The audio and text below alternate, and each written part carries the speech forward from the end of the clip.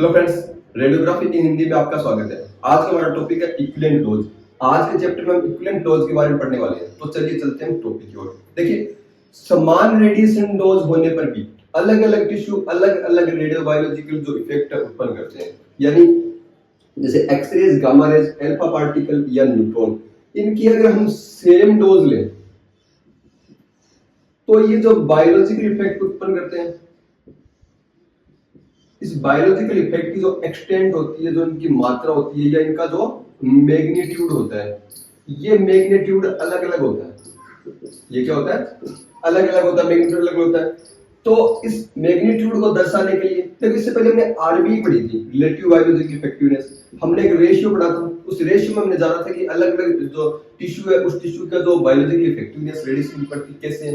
इसकी numerical value अगर हमें डेरिव करनी है तो उसके लिए एक आईसीआरपी ने जिसकी फुल फॉर्म होती है international council commission for radiation protection, international commission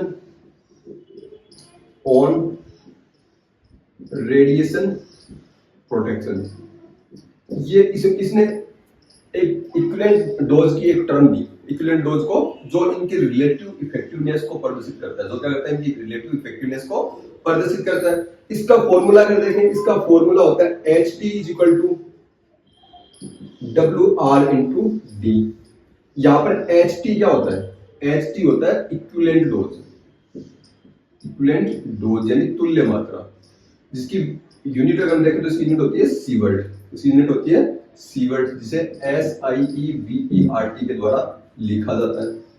D यहां पर होता है एब्जॉर्ब डोज, जिसको हमने पढ़ लिया था। इसकी यूनिट होती है ग्रे, तथा WR इसे रेडिएशन वेटिंग फैक्टर कहा जाता है।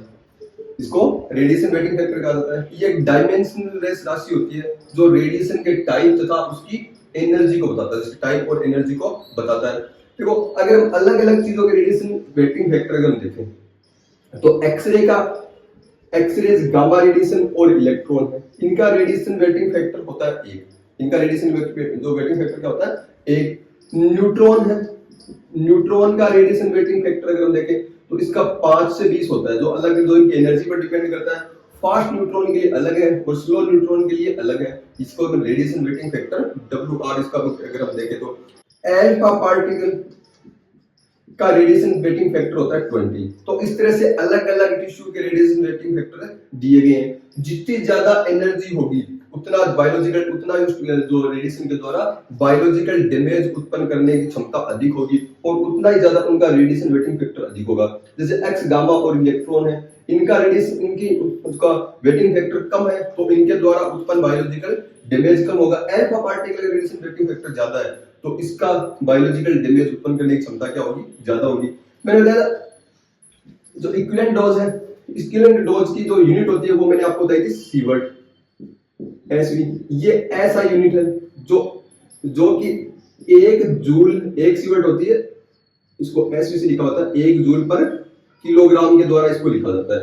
और इसको मैंने जैसे हमने उस समय एब्जॉर्ब डोज के लिए सोल्व किया था, अगर हम 1 जूल को लिखें 10⁷ अर्ग और 1 किलोग्राम को लिखें 1000 ग्राम, तो क्या होगा? 10⁴ अर्ग प्रति ग्राम, क्योंकि 3 जीरो से ये कट जाएंगे तो यहाँ पे क्या रह जाएंगे? 4 जीरो। ये क्या हो जाएगा? 100 × 100 अर्ग प्रति ग्राम।